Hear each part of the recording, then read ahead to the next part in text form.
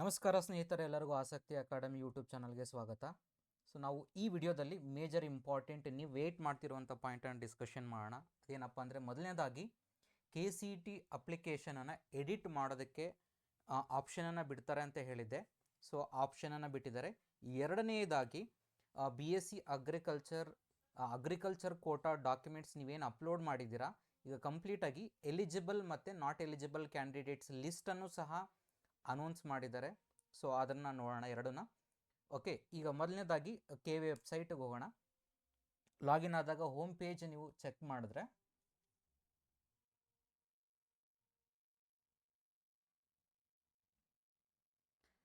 So ಇಲ್ಲಿ ಪ್ರವೇಶ ಮೇಲೆ ಕ್ಲಿಕ್ ಮಾಡಿದ್ರೆ ನೀವು UGCET 2026 ನಿಮಗೆ ಸೊ ಫಸ್ಟ್ದೇ ನೋಡ್ಬೋದು. ನೀವು ಇಲ್ಲಿ UGCET 2026 ಕೃಷಿ ಪ್ರಾಯೋಗಿಕ ಪರೀಕ್ಷಾ ಅರ್ಹ ಮತ್ತು ಅನರ್ಹ ಪಟ್ಟಿ ಇವತ್ತು ರಿಲೀಸ್ ಮಾಡಿರುವಂಥದ್ದು.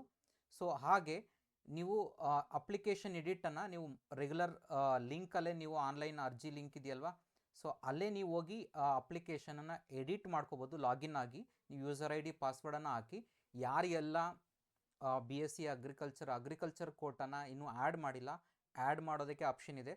ಜೊತೆಗೆ ಕೆಟಗರಿ ಸಹ ನೀವು ಆ್ಯಡ್ ಮಾಡುವಂಥ ಆಪ್ಷನ್ ಕೊಟ್ಟಿದ್ದಾರೆ. ನಿಮ್ಗೆ ಎಡಿಟ್ ಮಾಡ್ಕೊಳ್ಳುವಂಥ ಆಪ್ಷನ್ಸನ್ನು ಕೊಟ್ಟಿದ್ದಾರೆ. ನೀವು ವೇಟ್ ಮಾಡ್ತಿದ್ದಾರೆ. ಸೊ ಅದನ್ನು ಸಹ ಬಿಟ್ಟಿದ್ದಾರೆ. ಸೊ ಇದು 2ನೇ ತಾರೀಕುವರೆಗೂ ಇರುತ್ತೆ ಅಂತ ಆ್ಯಸ್ ಪರ್ ದ ನ್ಯೂಸ್ ಇರುವಂಥದ್ದು ನೋಡ್ಬೋದು. ನೀವು ಸ್ಕ್ರೀನ್ ಮೇಲೆ ಕಾಣಿಸ್ತಿದೆ. ಇದು ಇವತ್ತಿನ ನ್ಯೂಸ್ ಪೇಪರಲ್ಲಿ ಕೊಟ್ಟಿರುವಂತಹದ್ದು ಇದು.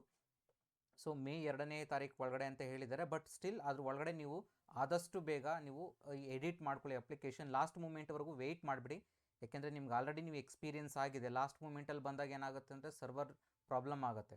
ಸರ್ವರ್ ಪ್ರಾಬ್ಲಮ್ ಆದಾಗ ಮತ್ತೆ ಸರ್ ನನ್ನ ಅಪ್ಲಿಕೇಶನ್ ಓಪನ್ ಆಗ್ತಿಲ್ಲ, ಎಡಿಟ್ ಆಗ್ತಿಲ್ಲ, ಲಾಗಿನ್ ಆಗ್ತಿಲ್ಲ ಅಂತ ಈ ಥರ ಸುಮಾರು ಕಂಪ್ಲೇಂಟ್ಗಳು ಬರೋದಕ್ಕಿಂತ ಅದಕ್ಕೆ ಮುಂಚೆನೇ ಆ ಡೇಟ್ ಏನಿರುತ್ತೆ ಅದಕ್ಕಿಂತ ಮುಂಚೆನೇ ನೀವು ಅಪ್ಲಿಕೇಶನನ್ನು ಎಡಿಟ್ ಮಾಡ್ಕೊಳ್ಳಿ. ಅರ್ಥ ಆಯ್ತಲ್ವಾ? ಎರಡನೇದಾಗಿ ಈಗ ನೀವು ಏನು ಕೇಳ್ತಿದ್ರಿ ಸರ್, ಎಲಿಜಿಬಲ್ ಮತ್ತು ನಾಟ್ ಎಲಿಜಿಬಲ್ ಕ್ಯಾಂಡಿಡೇಟ್ಸ್ ಲಿಸ್ಟ್ ಅಂತ ಈಗ ಬಿಟ್ಟಿದ್ದಾರೆ ನೋಡಿ. ಕೃಷಿ ಪ್ರಾಯೋಗಿಕ ಪರೀಕ್ಷೆ ಅರ್ಹತಾ ಪಟ್ಟಿ ಅಂತ ಕೊಟ್ಟಿದ್ದಾರೆ. ಅಂದರೆ ಅರ್ಹತೆಯನ್ನು ಹೊಂದಿರುವಂಥವರು.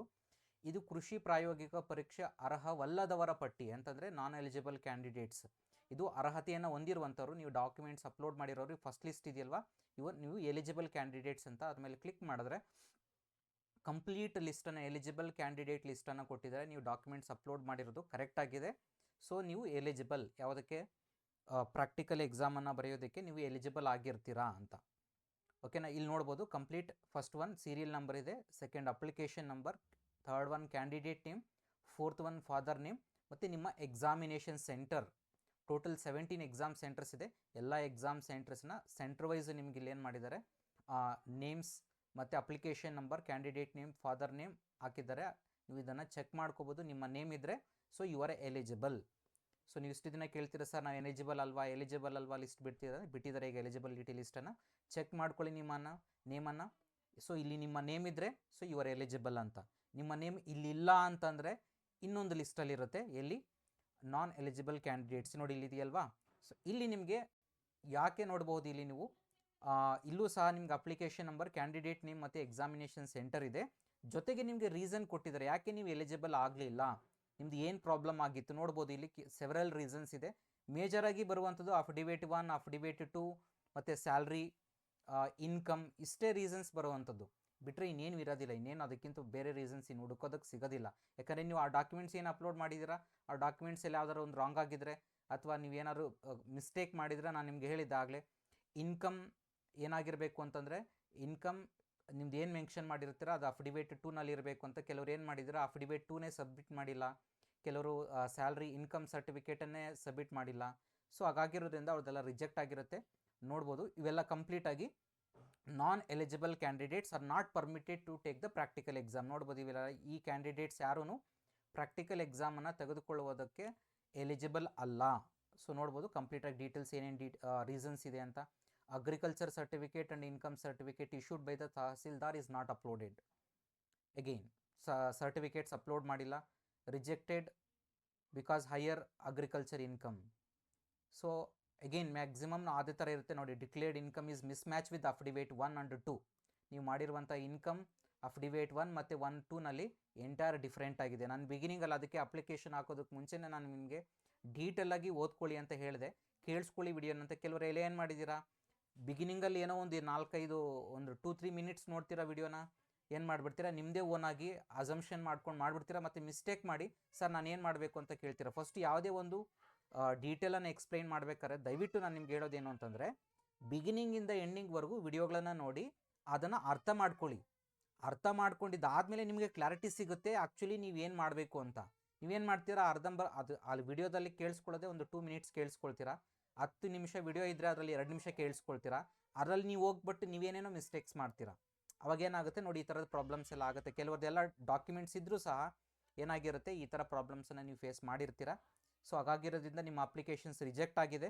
ಸೊ ನೀವು ಪ್ರಾಕ್ಟಿಕಲ್ ಎಕ್ಸಾಮನ್ನು ಬರೆಯೋದಕ್ಕೆ you are not eligible. So ಈ ಎಲ್ಲ ಕ್ಯಾಂಡಿಡೇಟ್ಸ್ ಫಸ್ಟ್ ಲಿಸ್ಟಲ್ಲಿರುವಂಥ candidates you are eligible to write the practical exam. So second ಲಿಸ್ಟಲ್ಲಿರುವಂಥವರು they are not eligible, reasons already ಕೊಟ್ಟಿದ್ದಾರೆ. ಸೊ ಆಗಿದೆಯಲ್ವಾ. ಸೊ ಇಷ್ಟು ನಿಮಗೆ ಎಲಿಜಿಬಿಲಿಟಿ ಮತ್ತು ನಾನ್ ಎಲಿಜಿಬಿಲಿಟಿ ಲಿಸ್ಟ್ ಆಯಿತು. ಸೊ ಅದಾದಮೇಲೆ ಅಪ್ಲಿಕೇಶನ್ಸನ್ನು ಎಡಿಟ್ ಮಾಡೋದಕ್ಕೆ ಬಿಟ್ಟಿದ್ದಾರೆ, ಆಪ್ಷನ್ಸನ್ನು ಚೆಕ್ ಮಾಡ್ಕೊಳ್ಳಿ, ಎಡಿಟ್ ಮಾಡ್ಕೊಳ್ಳಿ. ನೀವು ಲಾಗಿನ್ ಆಗಬೇಕಾಗತ್ತೆ, ಯೂಸರ್ ಐ ಡಿ ಪಾಸ್ವರ್ಡ್ ನಿಮ್ಮ ಹತ್ರ ಇರುತ್ತೆ ಆಲ್ರೆಡಿ. ಯೂಸರ್ ಐ ಡಿ ಪಾಸ್ವರ್ಡನ್ನು ಕೊಟ್ಟು ಅಪ್ಲಿಕೇಶನ್ ಹೋಗಿ ಎಡಿಟ್ ಮಾಡ್ಕೊಳ್ಳಿ. ಅಪ್ಲಿಕೇಶನನ್ನು ಎಡಿಟ್ ಮಾಡಿಕೊಂಡು ನಿಮ್ಮ ಏನೇನೆಲ್ಲ ಕಂಪ್ಲೀಟಾಗಿ ಡಾಕ್ಯುಮೆಂಟ್ಸ್ ಇರುತ್ತೆ ಅದನ್ನು ಅಪ್ಲೋಡ್ ಮಾಡ್ಕೊಳ್ಳಿ, ಕ್ಲಿಯರ್ ಮಾಡ್ಕೊಳ್ಳಿ, ಯಾವುದೇ ಮಿಸ್ಟೇಕ್ ಮಾಡ್ಕೊಳಕ್ಕೆ ಹೋಗ್ಬಿಡಿ. ಮತ್ತು ಅದನ್ನು ಪೂರ್ತಿಯಾಗಿ ಕೇಳಿಸ್ಕೊಂಡು ಅದನ್ನು ಪೂರ್ತಿಯಾಗಿ ನೀಟಾಗಿ ಸ್ವಲ್ಪ ನೀಟಾಗಿ ಓದ್ಕೊಳ್ಳಿ. ಪೇಷನ್ಸ್ ಇರಬೇಕಿಲ್ಲಿ ನಿಮಗೆ. ಪೇಷನ್ಸ್ ಇಲ್ಲ ಅಂತಂದರೆ ಕಾಂಪಿಟೇಟಿವ್ ಎಕ್ಸಾಮ್ಸಲ್ಲಿ ನೀವು ಮಾಡ್ಕೊಳ್ಳುವಂಥ ಒಂದೊಂದು ಮಿಸ್ಟೇಕ್ಸಿ ನೀವು ನೋಡ್ತಿದ್ರಲ್ಲ ಲಿಸ್ಟು, ಈಗ ನಾನ್ ಎಲಿಜಿಬಿಲಿಟಿ ಲಿಸ್ಟ್ ಇದೆಯಲ್ವಾ, ಇದೇ ಒಂದು ಆನ್ಸರು ಅಂತ ನಿಮಗೆ. ಓಕೆನಾ. ಸೊ ಇದೇ ಥರದ ಮುಂದೆ ಇದೇನು ದೊಡ್ಡ ವಿಚಾರ ಏನಲ್ಲ ಪ್ರಾಕ್ಟಿಕಲ್ ಎಕ್ಸಾಮಿನೇಷನ್ಗೀಗ. ಕೆಲವರು ಯಾರೋ ಟ್ರೈ ಮಾಡ್ಬೇಕಂತಿರ್ತೀರ BSc ಅಗ್ರಿಕಲ್ಚರ್ಗೆ, ಓಕೆ ಫೈನ್, ಅದು ಸೀರಿಯಸ್ ಆಗಿರುವಂಥ ವಿಚಾರ. ಕೆಲವರು ಏನೋ ನಾನು ಟ್ರೈ ಮಾಡೋಣ ಅನ್ನುವಂಥವ್ರು, ಸೊ ಅರ್ಥ ಮಾಡ್ಕೊಳ್ಳಿ, ಇದೊಂದು ನಿಮಗೆ ಎಕ್ಸಾಂಪಲ್. ಇದು ಬೇರೆ ನೆಕ್ಸ್ಟ್ ಫರ್ದರ್ ಪ್ರೊಸೀಜರ್ಗಳಲ್ಲಿ ಈ ಥರ ಯಾವುದೇ ಮಿಸ್ಟೇಕ್ಸ್ ಮಾಡ್ಕೊಳ್ಳೋದಕ್ಕೆ ಹೋಗಬೇಡಿ. ಅದನ್ನೇ ನಿಮಗೆ ಹೇಳೋದು. ನೀಟಾಗಿ ಕೊಡುವಂಥ ಇನ್ಫಾರ್ಮೇಷನನ್ನು ಬಿಗಿನಿಂಗಿಂದ ಎಂಡಿಂಗ್ವರೆಗೂ ಕೇಳಿಸ್ಕೊಂಡು ನೀಟಾಗಿ ಅದನ್ನು ಯೂಸ್ ಮಾಡ್ಕೊಳ್ಳಿ. ಅರ್ಥ ಆಯ್ತಲ್ವಾ. ಸೊ ಇಷ್ಟಾಯಿತು ಇವತ್ತಿನ ವಿಚಾರ. ಸೊ ನೆಕ್ಸ್ಟ್ ನಾಳೆ ಮೀಟ್ ಆಗೋಣ.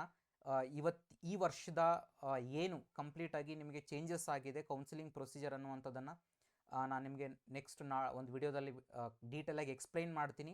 ಯಾವ ಥರ ಪ್ರೊಸೀಜರ್ ಇರುತ್ತೆ ನಿಮಗೆ, ಯಾವ ಥರ ಈ CET ರಿಸಲ್ಟ್ಸ್ ಆದಮೇಲೆ ಏನು ಫಾಲೋ ಮಾಡಬೇಕು ನೀವು ಕಂಪ್ಲೀಟಾಗಿ ಪ್ರೊಸೀಜರ್ ಅನ್ನುವಂಥದ್ದನ್ನು. So stay in to. Okay, thank you all.